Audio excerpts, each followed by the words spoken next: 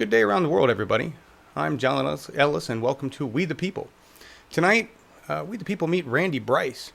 Randy is running in Wisconsin's 1st District against Paul Ryan, which is a wonderful thing for most people at this point. Very happy about that. And I'm going to read a little blurb from his website and then just tell you what I think of this. I think it's wonderful.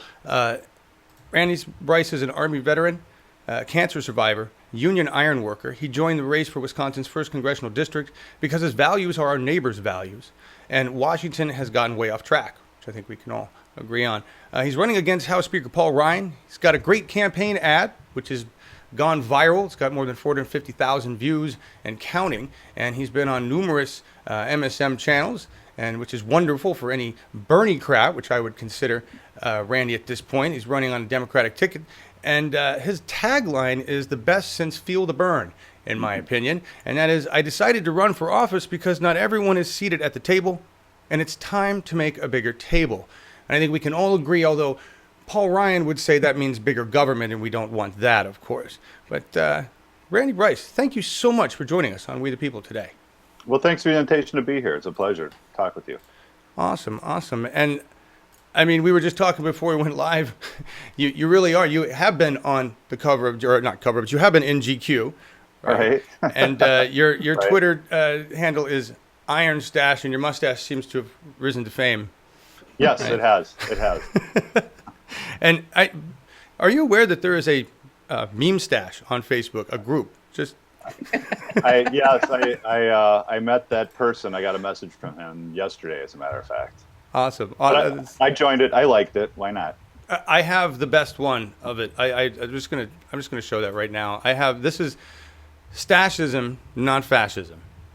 Right. That's my favorite so far.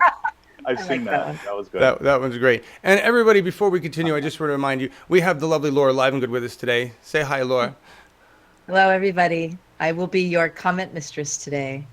Behave. So we will be stopping a few times during this engagement broadcast to answer your questions that you have for Randy Bryce. Right now, I'm going to start with a question for Randy. Basically, I was running through some of the material that we had talked about, prior to the show, and there was a link to a speech you had done in 2015 regarding Act 10, and it was about supporting unions versus the right to work, which is the Republican words for we want to take your ability to have a union, right? Right. Well, that was right to work was after Act 10 when they went after private sector unions. But yeah, that was, and we knew it was coming. Walker said it'd never make it to his desk, and as soon as he said that, we knew that it was headed to his desk. Exactly. That's usually how it works, isn't it? We're learning that. So was that your first action as a political activist, or was that what got you involved? No. We were involved. The ironworkers had the first protest after Act 10 was announced. It was announced. I was driving home. It was winter on a Friday, and I pulled up my driveway. I got a phone call. That was like, hey, Scott Walker is going to be dropping this bomb. It wasn't called that then. Now it has been. But we were told that Act 10 was going to take place, and it was an attack on all the public sector unions. So we knew, it was like an attack on one is an attack on all. So right. We were like, we're going to have to do something. We didn't know what. We figured it was going to be either the two brothers. It was Jeff Fitzgerald was the Speaker for the Assembly, and Scott Fitzgerald was the Senate leader. The brothers, and they put the Fitz in Fitz Walker stand. That was what we called Wisconsin for a while during Act 10. And we ended up deciding to march to Jeff Fitzgerald's house because he lived in a more urban. It was easily accessible through the city and the sidewalks and everything. So 2 days after Act 10 was announced, that was my first actual action. Wow. You just got up and moved. Right. We did. We had 250 people within a couple of days marching through downtown Horicon. Wow, that's incredible. And when did you start feeling the burn? Because you are a Bernie surrogate, or were a Bernie surrogate, correct? Right. Well, I really liked him even before, because he had come out to talk there's a Fighting Bob Fest in Wisconsin that has progressive leaders, And like John Nichols is there every year. Oh, cool. And Bernie came out afterwards. And I mean, I was upset because I remember President Obama talking about wherever collective bargaining rights are under attack, I'll put on my comfortable pair of shoes and Right. I'll be marching. And it never happened. But I'll never forget that Bernie showed up there and he talked, I was like, who is this guy? That was the first time I ever heard him. And it was like, instantly, this guy is just fantastic. And then when he ran for president, it was it was very noticeable because here was a guy that was going on, doing stuff that I did, going and standing on picket lines. And just, his whole message was just fantastic. Yeah. And he'd been doing it for 30 years. And Right. that to me, I mean, he woke me up. I'm 47 and it was May of 2015. I saw him announce and then promptly watched nobody talk about it on mainstream media. Right. And said, if this guy can be at it for 30 years and do what he does, I can do something now. And so you ran for office. You ran for 2 different positions already. Right. The first time was for state assembly, and that was the assembly minority leader, Peter Barca. He asked me, it was his job just to get as many people to run as he could. So, that was it. So he asked me, he's like, Randy, I think you'd be great running for assembly. And I didn't realize at the time that he was asking just about anybody and everybody that he talked to in different districts. So I was like, wow, he must really think I can do something. And I was like, yeah, I'll do it. And then I came to find out that the county party had a woman running. Her name was Melissa. And I was like, and because I was labor, I wasn't really as involved with the Democratic Party as an organized entity. Sure. But they had her, and she went through Emerge, through the program that trains female candidates. And so she knew everything that was going on. And I'm learning, as I go along. I had a couple of friends that were helping me, but she worked her butt off. And it was hard because I liked her. Right. I like everything about her. It never got negative. I was like, I wanted to win, but once she did win the primary, then we sat down and I was like, well, this is what was working for me, and I made sure that everybody that had endorsed me, especially the labor groups, that they got behind her. I was like, she's really a good candidate and she'll do great. She went on, she lost because it was a pretty gerrymandered district, and then I ran for state senate in 2014. This was Senator Wirch, who was in the 22nd district. He asked me, he gave me a call and he was like, Randy, I want to talk to you on Saturday about running for state senate. And I was like, okay, I've been through this before. So I went and met with them and we were talking. I was like, what this district looks like. It was one of the most heavily gerrymandered districts in the state. But he was talking about, he's like, well, there's this Act 10, not Act 10, I'm sorry. This John Doe. We think this John Doe thing is going to blow up for Walker, and we want to have a good candidate there when it does. It never did come to fruition. But I was still, I'm like, even if it doesn't, it's going to give me an opportunity to get a message out to people. Mary Burke was running against Scott Walker at the time. Oh, and I saw it as an opportunity also to help get her message out. So I knew what the probable outcome was going to be if John Doe didn't take place. And it did. But I learned a lot from both of those experiences. So you can say vote-wise, yeah, it was a loss. But as far as experience-wise, it taught me, wow. a lot. Thank you. That's exactly what I was looking for. I didn't have to say a word because I just want to show you this. Everybody that's talked about you, all the papers, all the articles, even GQ, whoever it is, except for the Washington Post, has had mostly complimentary things to say. Great ad. Look at this guy, right? Here's the title of the Washington Post article. This union ironworker wants Paul Ryan's job. He's got a great ad, but a losing record. Right? And listening to you explain, put context to that. I'm just beginning that process that you described for your first run, where somebody, Justin Bryce, is like, "Hey, John, you should run to be on a Oregon SEC," and I filled out the forms to be a PCP, and I haven't done any of the actual legwork in that, right? So I understand when somebody comes by and says, "You should do this," and the fact that that's an honest response. You recognize that somebody else was running, they knew more of what they were doing there, and you ended up helping them. That's a very different narrative than what a headline reads about you when they say 2 losses, right? Right. Well, and also that was taken from Associated Press, which was the AP story was one of the first to come out, and they ran with that. I saw it and I was like, well, this is kind of crappy. Yeah. But it's if that's the biggest attack they have on me, then, right now, I don't even see. Yeah, right. I really don't even consider it an attack. It's a fact.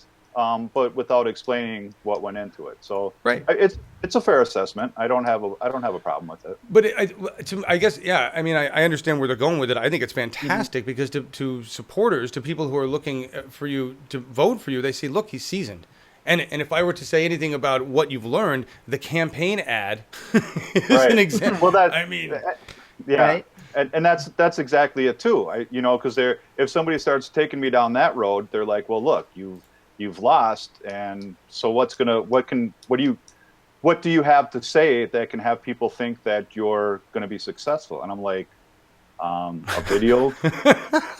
Try this. Paul Ryan doesn't have one with 450,000 views. Right. And it's like now I found out, I can't remember which who I was talking to, but they pointed out the fact that if you type in Paul Ryan into Google, my name comes up. So That's beautiful. I mean, everybody's in there. I'm looking at the chat here, and we're going to see if do we have any questions yet, Laura? We do indeed. Okay, we're going to cut to some questions in a second, but I just want to tell you, everybody in chat is pointing out saying the Washington Post is an establishment paper. Jeff Bezos owns the paper, and he is very not for unions, right? I mean, that's a fact, right? But you're going to have to walk within that world. We'll talk about A.M. Joy Reid a little later. Laura Live and Good, tell me what we have in chat. We have in chat. Hotspot News wants to know, Mr. Bryce, are you swearing off corporate money, a la Bernie Sanders? I'm swearing off all of the money from Wall Street. I'm not accepting any of that. But I'm not going to turn down money from causes that I support. I mean, I'm not going to take from people that are destroying things and making our life uninhabitable. I'm not going to take things from them. But I mean, we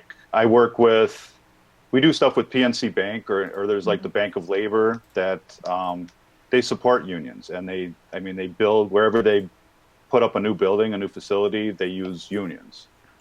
So it's not I'm not going to take any penny from Goldman Sachs or absolutely AAG or anything along those lines. So no. National Nurses United to me would be a great example of a union first group that is could donate money to the cause and be a PAC essentially. Right. And I think that's one of the definite and my goal would be, once elected, would be for public financing of campaigns. So give every candidate a certain amount and let them, use the same amount on both sides. That would be my goal. But to handcuff myself now and say I'm not going to take any money from any company, I think would be kind of foolish if we're going after somebody like Paul Ryan. That's a practical response. Any other questions, Laura Livengood? Yeah, Ashley wants to know what your impressions are of the other Democratic candidates that are running. Democratic candidates. I'm just focused on going after Paul Ryan. I have nothing negative to say about either of them. I think that it's great that other candidates want to get rid of Paul Ryan. I'm counting on my strong community roots and actions that I've taken, especially within the last since 2011. People know what I stand for. I don't have to make promises on what I'm going to do or what I stand for. People know where I've been. Yeah. I think we're seeing that. I mean, you've got a record now. You've run for office twice. You've been doing things in the community. You're active. You're seasoned. We needed somebody like that to run against a Paul Ryan who's got $10 million right now. We're not even near the election cycle, and he's got, you've got to reach that money, and he'll have tens of more millions than that, right? Mm-hmm. How important is money in this campaign? I mean, really, what do you think you're going to need? It's really important. But within like the first 24 hours, people sent in over $100,000. That's incredible. That's So incredible. and right now, the last time I looked, it was probably like yesterday. We had over 10,000 people donate, and the average contribution was right around $28. And it's funny seeing a check for like $27 because it's like who they voted for. Yeah, exactly. I did a lot of $27 donations, so I know what you mean. That's good. That's cool to see. But yeah, it's going to be. And I'm not.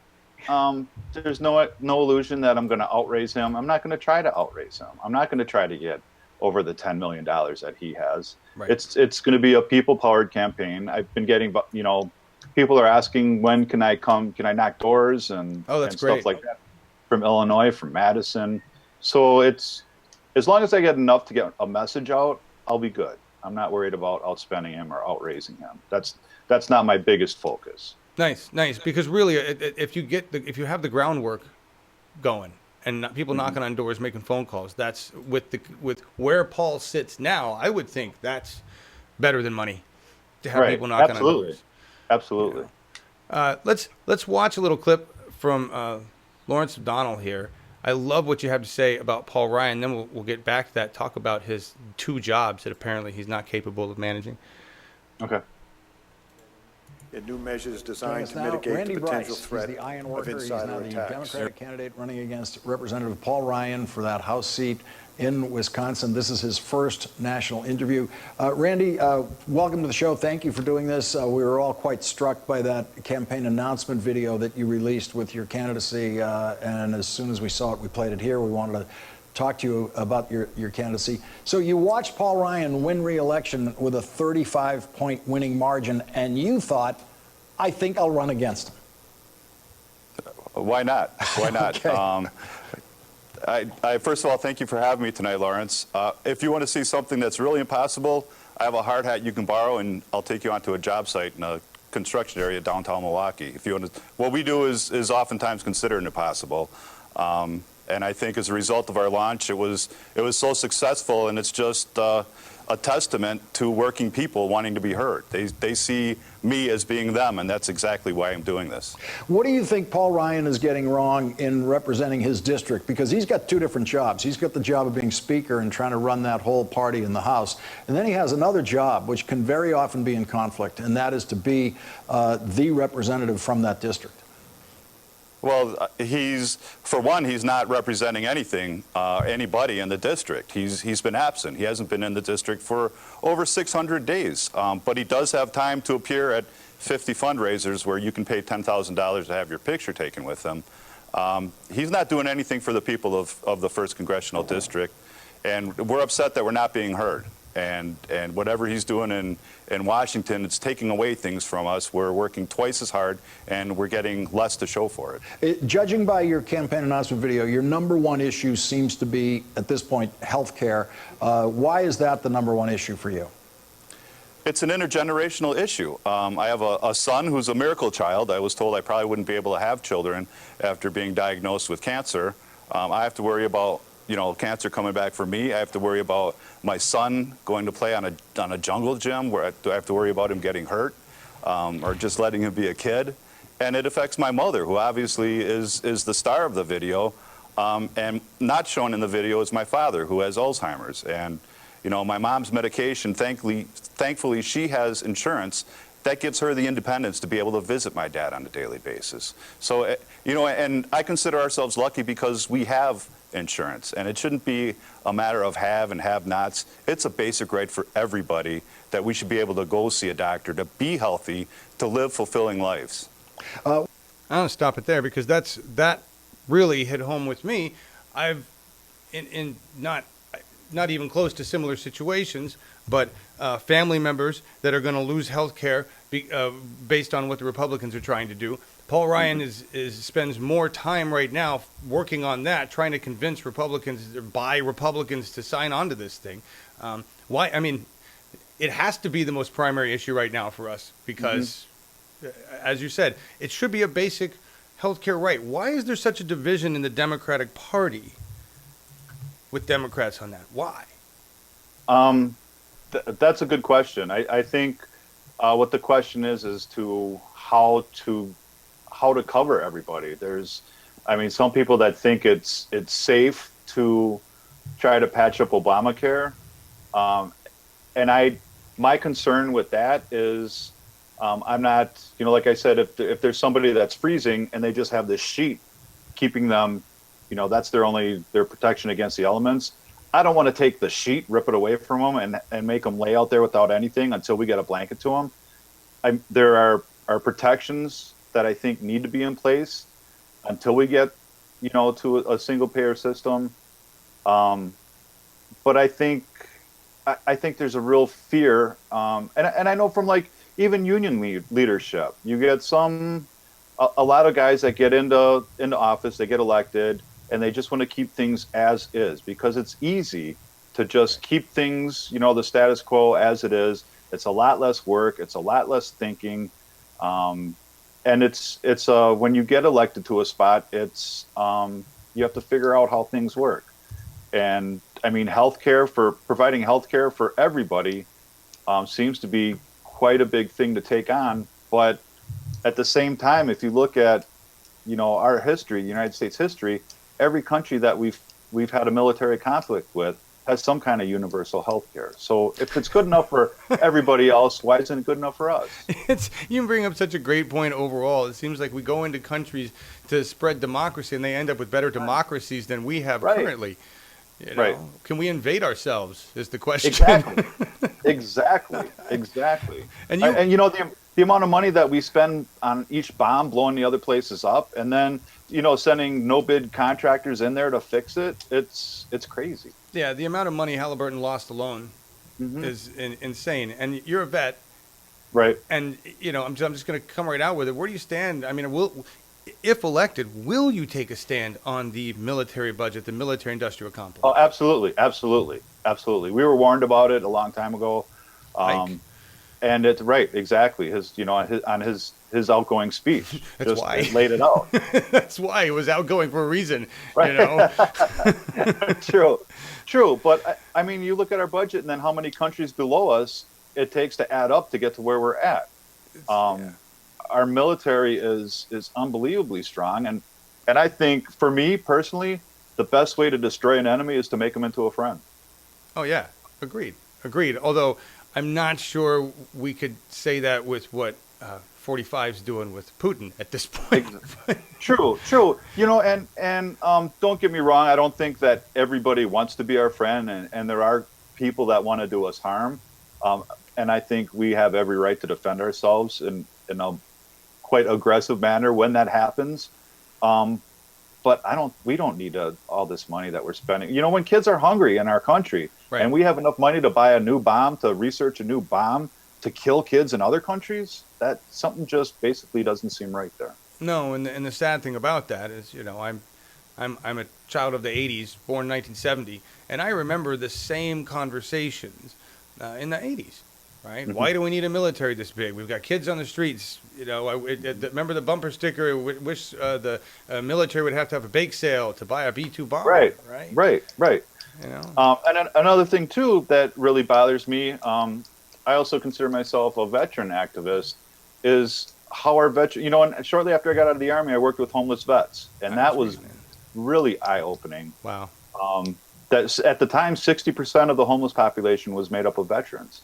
It's gone down now. It's a lot less, but still, homeless and veterans should never be in the same sentence. No. So if you want to spend all this money sending us to war, you need to spend an equal amount on us when we get back, taking care of us physically and mentally. I never understood why the care of veterans seemed to stop the moment they got home. Right. I never understood that. Speaking of vets, and moving into a different subject that's close to my heart, because I have epilepsy and I use cannabis to treat it, how do you feel about cannabis? I would sign anything that would decriminalize it right away. There's no reason I don't see it as being more harmful than alcohol. I was just talked to a couple of friends that are on a radio program that they, you can kind of tell where they lean when they're like, we're going to take our 420 break right now. Never happens here. They asked me the same thing, and I'm like, I can see stock in Taco Bell going up and stuff like that. But I think there's we have a problem with opioid addiction. I see that as an issue. Addressing that and treating people, not throwing them in jail, and once they get that tag that they're in jail, it's hard for them to reassimilate back into society. They've got that tag. They have that tag on them. Absolutely. Are you familiar with restorative justice at all?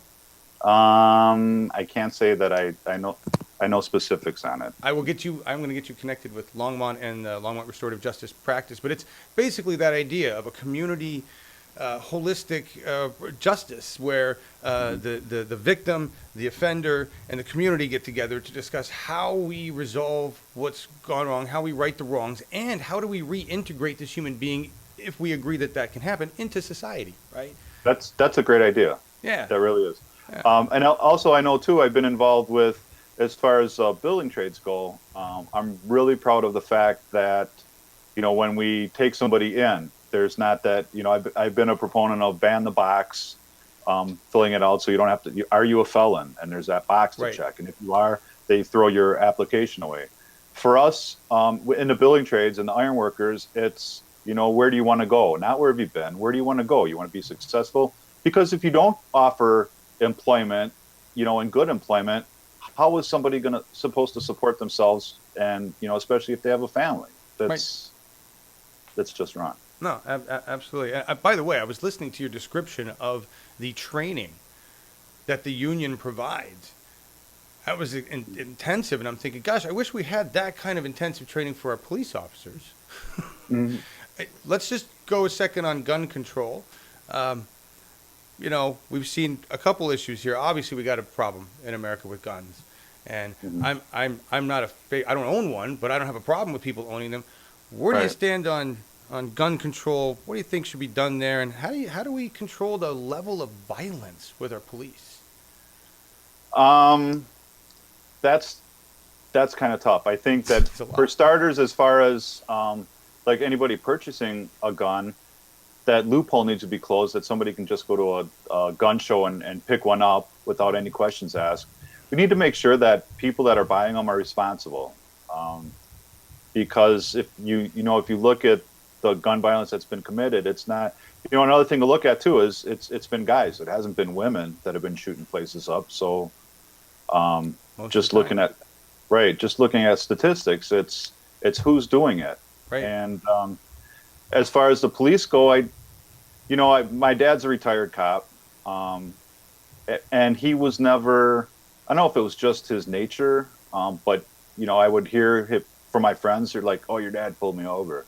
He was so nice. He's not a typical cop. He just, often let him go." But that's kind of a tough question if you ask me. It is. As far as how is that? I would say that that needs to be included in training, and it seems like I hear too many stories about people that are unarmed getting shot, and I've seen videos, that people try to go and it's like put yourself in the cop's spot, like somebody going to pull out their wallet, it looks like they're pulling a gun. It's a really tough position, and like I said, I know from my dad being a retired cop, I have all the respect in the world for the police officers. But what I don't have respect for are other police officers standing up for cops that don't belong to be, on the force. Wow. Thank you for saying. You hit one of the things that bugs me the most. I just want to say, I remember growing up that cops were nice, and I'm afraid today at 47, I shouldn't be. Right, and I think really what we have is a disconnect between the community and the police force, and we look around the world at other police forces in the way they are trained, and they have a relationship with that community. Exactly, and that's a fantastic issue that you brought up, because in Racine they have a thing the police chief here instituted is like this community policing, where they went and they took a building in an area where there was a higher crime rate, and the police are there, and it's the same police working in the same areas, so they build a relationship with the community, right. And the crime rate has gone down dramatically. So I think you hit it right on. That was a bullseye right there as far as how to go about more with the police community relations. I think that's the way to go. So yeah, so I mean, maybe the question I should have phrased been: would you support legislation that would say, look, we need to put some money into an effort for community policing, some training absolutely. around those lines, de-escalate the violence, make the. I was reading a story, there's a recent story in Seattle about cops that had they basically shot a woman she had mental health issues. She was wielding a knife. They feared for their safety and they shot her. Okay, which is a typical story. They fear for their safety and they shoot a person. But it was, do you tase them? And in the audio, and the one officer said, I don't have a taser. They have a choice of carrying one of 3 non-lethal weapons. To me, that right there is a problem with procedure. Things like that could be redone in training to where the taser is really the more important option, and you have backup on that with a non-lethal weapon in a situation with mental health issues, right? Right. Yeah. Anyway, good. Right. Yeah. Awesome. Laura, do we have any other questions in the audience?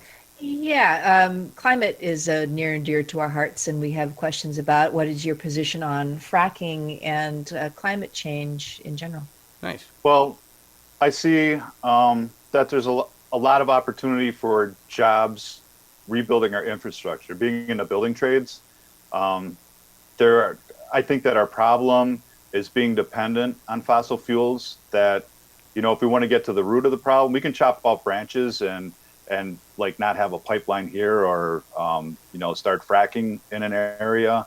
But the big problem I see is a lack of renewable resources. And there's so many options for, jobs there. Right now, we can't build wind turbines in Wisconsin. That's Wow. a lot of work for members of the building trades, and Right. and seen them in other states. But for whatever reason, the Wisconsin Republicans have chosen, no, we can't do it. They're too loud, or whatever the reasons are for coming up for it. I'm guessing it has to do with their connection with the fossil fuel industry, but Possibly. they could call it too loud, I suppose. I didn't even know that. So they've banned windmills. How's your solar program? Any solar program? There's some on houses. It's not a big thing. I just worked on it's like a 44-story building in downtown Milwaukee that has like green space on top of it where they planted a lot of plants. Rooftop garden. Very cool. Right. And it's not, you're not going to go picking tomatoes or anything up there, but just looking, and it helps. It's not like a black surface that's radiating the sun back up. And it looks cool too from up there. It looks better than black tar any day. Right. Absolutely. It's really that's a great thing. Any other questions, Laura? Yes, hold on just a second. Any key deadlines you've got coming up that we should be aware of to help you, fundraising wise, or things that are coming up? Tomorrow at midnight is a deadline. We put out like a 48-hour deadline earlier today. That's the end of the quarter. And originally we had set, we wanted to get like $50,000. That was our goal. But within the first 20 hours, we blew by it pretty good. Nice. Raise that bar. And actually, I was told today from one of the guys helping me that we would be number 2 anywhere this quarter, just based on what we brought in. Oh, that's badass. Anybody in Congress. So that's incredible. Wonderful. Okay, so we have till tomorrow night to close the quarter with donations. Right. Knock it out of the park, everybody. Well, actually, no. I think I want to say Friday night. Okay. I'm all confused. All right. My lack of sleep is starting to show. Oh man, I know. We just got an extra day. That's exciting. We're gonna cover one more thing, and then we're gonna let you run a stump speech and get you out of here because I know you've got so much to do and you're on the East Coast, and I really appreciate all the hard work. And you have to work your jobs, right? It's not like Paul, who gets to pose for some pictures for $10,000 a pop, and Right. Yeah. My iron the iron I pump does not involve dumbbells. I gotta say, it's such a poser picture. See what you did there. That was good. That was nice. And I don't think he could last 10 seconds on a construction job at all. I'd love to see him. I'd love to see him. Oh He my should God. take the challenge. We're gonna just hit this. we talked about it earlier, and you were talking about a person you had worked with on dealing with these issues. You were recently on AM Joy with Joy Reid, and it was a pleasant interview, and I was reading some of the comments in Twitter underneath, and it seemed nice enough. I didn't see the whole interview, so I don't know really what was said, but I just want to remind everybody who knows Joy that she slams on Bernie Sanders followers. Now, we talked about this earlier, and you had a great story about that, so I just want you to get a chance to tell that. Right. Well, I had a little concern before talking to her. We had a real brief exchange on Twitter, and it was great. So I'm always optimistic when I talk to somebody that I haven't talked to before. Sure. But somebody was over in the area and said that they talked to her, and they were like, "So you're gonna talk to Randy Bryce?" And she was like, "Oh, I love the Iron Stache." So I got a text that I was like, "She likes you," and I was like, "Cool, that'll work." That's cool. Well, she likes your mustache, so Yeah, beware. Don Lemon really liked my mustache. Really? He did during the when I was on CNN during the break. He was asking for, and I just heard a voice. I didn't know it was him. Oh, And I was seriously? like, yeah, because you can't see. You just look at the camera. The lens is pointed at you, and you're like, or like they tell you, look at the lens, like it's Right. their face. So I just, and there's producers and sound people in your ear and stuff like that talking. So I didn't know it was him, and I just heard a voice like, "So you're really going to do this? You're serious about this?" And I was like, "Yeah, yeah, I'm serious." And it was like, "So tell me, what do you do with the mustache?" And I was like, I just started cracking up. It was good because it put me at ease and stuff. And then he asked me too later at the end of the segment. I was like, well, come and watch the election results, and I'll tell you the secret. Nice. The secret to the Iron Stache. Right. That'll be a whole drama around that. Big ratings grab for whoever. Right, sure. But we talked. So that's a cool story because I was talking about that. You're a Bernie Sanders supporter, slamming the Bernie Sanders people, and what we were talking about really was not so much bashing MSM, but the idea that they have an opportunity here to regain integrity with the people, and I brought up the Fairness Doctrine and the 1996 Telecommunications Act, and you mentioned that you had been working on dealing with two GOP radio stations, correct? Right. I've done stuff with Sue Wilson, who's with the Media Action Center, and what we did during the recall, because there was something in place called the Zapple Doctrine, which states that I'm not sure if it was 30 or 60 days before an election, that if somebody is given airtime, to talk about their campaign, promote it, and stuff like that, Right. you can contact them and demand equal time that they spent. So what we did was we had somebody with a stopwatch listen to a couple of shows and document every however many minutes they were talking about Scott Walker running for governor. Nice. And then we send them emails every afternoon. It was like, "Hey, I noticed you were talking about Scott Walker's campaign. I'm a Tom Barrett supporter. I'd like, equal time under the Zapple Doctrine." And one of the radio stations would return our message and say, "Sorry, sorry, but no." The other one just blew us off. So then when it came time to renew their license, we filed with the FCC stating that they were in violation of the Zapple Doctrine. Nice. The FCC came back and said nothing for a while, and then Sue got a hold of them again, and they're like, "What are you talking about? We never got any information." And then Sue was able to prove. She's like, "I sent these emails to you, and Wow. this took place here and here," and they ended up ruling against us. But it was Really? Yeah, it was. And then she found out too that she could have taken it a step higher. But she's been real involved with it. You really need to check her stuff out. Sue Wilson from the Media Action Center. She's in California now. She'd be a fantastic resource for helping you learn about this subject, because she taught me everything I know about it. Great. And she was even able to shut down a radio station. I think it was in Sacramento, to get their license denied to them after they had like some kind of stunt where somebody drank too much water and ended up dying as a result. Oh, holy cow! Wow, that's but- crazy. Yeah, so she's got this group, and I'm sure she'd love to talk to you about it. That's Yeah. fantastic. I I'd love read to it. bring her on a show. I'm on it. Thank you. I'm on Yes. And the question there for you is if elected, would you work to revise the laws we have now governing our news stations? I mean, they used to have an obligation to have fair and balanced news because they shared the airwaves, and what would you do to change there? Well, I like the fairness doctrine when it was in place, and as I stated earlier, I like public funding of elections just so it's equal, and it shouldn't be, elections shouldn't be an auction, and there shouldn't be gerrymandering where the representatives choose who elects them. There's just so much wrong with how people are chosen to represent us now, and that's one of the biggest reasons why I'm running, is because Paul Ryan is out collecting money and he's completely blowing off the people in our district. Right. He's at fundraisers. Right. 600 days, right? You said. And just think how much time he would be able to have to listen to us or to actually pay attention to our concerns if he didn't need to raise money. He could actually do his job. All of them could. That's Right, one thing. absolutely. You've heard it from other politicians, and I don't know how. I'm hoping that if elected, you find a way to avoid this or stay out of this paradigm. But the whole going and dialing for dollars, where they spend the vast majority of their time in these cubicles. Right. Well, I'm going to be spending my time. I'll have my amount of time too, calling people begging for money. That I'm really not looking forward to. But when I see Paul Ryan and what he's been doing, it's I'll have a picture of my son in front of me, right. And it's like I'm asking. It's not just for me; it's for his future.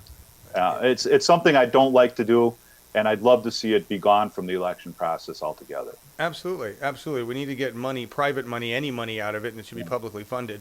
And another thing too is, people will say, well, what about union money? And I'm like, I'd like to see that money gone too. Unions could use their money for better things than, and it's not dues that is used, but they have PAC funds, and I'm sure that could be diverted to doing something proactive within the community. So right.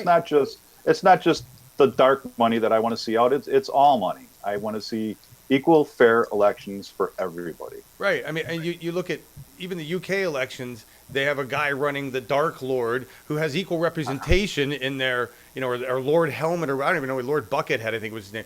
But he's standing right. there amongst all the candidates because he's given equal representation and equal airtime and equal opportunity to be there, Mm-hmm. That's scary right. when you can see that and know that here in America, we can't even run a great candidate who's serious without having tens of millions of dollars.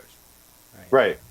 It's just ridiculous. Because now even if they have the best message, if they don't have the money to get it out, who knows that they have the best message? Right. And then even if they have the money, we have to deal with corruption within the system, which is another reason you're in there altogether. Right. All right, Randy, thank you so much for being on. I'm going to give you a few minutes. Hit a stump speech. Tell us why we should vote for you and what you need people to do to help you win. And then we're going to ask you why you picked your end song and go out of here with a tune. All right. Well, the whole thing, it's laid out in my the video that we had made, and I need to give a shout out to the fabulous creators of that, the guys that actually made the video. Oh yeah. And I thanked them, and I said, thank you guys for the great job you did on the video after it was released. I'm like, and this is all your fault, by the way, too. But so shout out to the guys that actually did the work in the video. Yeah, it's phenomenal. And it's all laid out in there why I'm doing it. I tell other people too that they ask, why are you so successful? And I say, it's not that I just invented or created electricity or founded the internet. It's a basic message, and the reason it blew up is because we don't have enough people like us in the government that we can count on. There's too often people are looking, well, who can I trust? Who is kind of like me? Who's going to kind of support me the best? Well, that person's you. People are asking me, they're like, Randy, anybody in this district where I live in? And I'm like, you live in it, right? Why don't you run? This isn't, it's not about me or me being anything special or, doing anything special or having any special ideas. It's just a sincere desire for people like me to have a voice. That's all I care about. And that's why I talk about building a bigger table. Right. We need to have more of us seated together, participating in life. And that's, it's like I said, it's just very basic. But people, haven't been heard. People want to be heard, and now they feel like they're being listened to. And I mean, the more voices we get together, the louder it's going to be. So I'm not doing this for me, and in a lot of ways, I feel like I'm kind of getting sucked into it. Like I don't. It's not a choice, you know. It's like just one thing after another, and it just feels so natural. I mean, and then talking about like being on national news shows. Right. I thought I was going to be all kinds of nervous, but I felt the strength from everybody that's sent a postcard saying, you know, that we need you. This is great that you're doing it. So I don't consider myself special in any way. I'm just a working guy who wants to stand up for other working people. That's phenomenal. I think that's why you have the best chance ever against somebody like Paul Ryan, who doesn't know what a real working day is, in my opinion. He drove the Wienermobile. He did he? Did he drive He the did. Wiener? He did. He did before he was elected. Well, there you go. I know he also worked for Brownback, then senator, I believe, at the time. Yep. That's not much of a great thing to talk about, Mr. Trickle Down Kansas. Right. So thank you for that. I really, your honesty is what works. That's why Bernie was so successful, is because he was speaking from the heart. I feel that you speak from the heart, Randy. Thank you so much for being here. Thank you. Yeah. Dropkick Murphys, Workers Song. It's kind of obvious why you picked it, but you have a story? I do. It was a song that, you know, they had Take the Bastards Down, which is also another thought. But I just have a real closeness with the Dropkick Murphys. I see them every time they come into town. Jeff Fitzgerald used one of their songs, like Shipping Up to Boston, who's the Republican Speaker of the House when he ran for Congress. And I got a hold of them. I was like, this Republican's using your song for his intro music. And they're like, oh, hell no. I was like, if you guys want to make a statement, yeah, we definitely will. So they came out with a statement saying that a Republican using their song was the same as a white supremacist coming out to hip hop. Oh, geez. Nice. That's awesome. Well, hopefully they won't have a problem with you if you want to use one of their songs. No, I hope not. They're fantastic. One of them donated to my campaign and retweeted about it. That's awesome. That's awesome. It was the best. That made my day. Randy Bryce, thank you for being on. Will you come back? Anytime. Great. Awesome. Thank you so much. Thank you so much. A pleasure meeting both of you.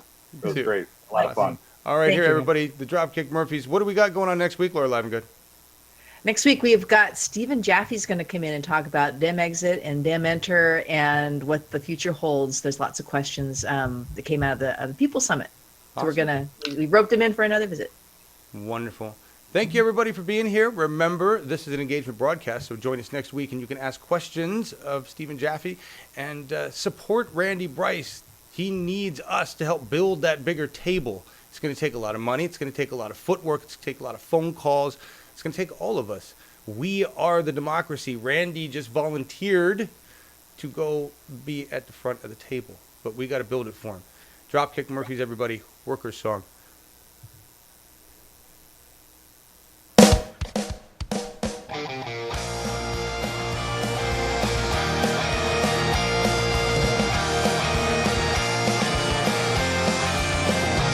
Yeah, this one's for the workers who toil night and day, by hand and by brain, to earn your pay, who for centuries don't pass for no more than your bread.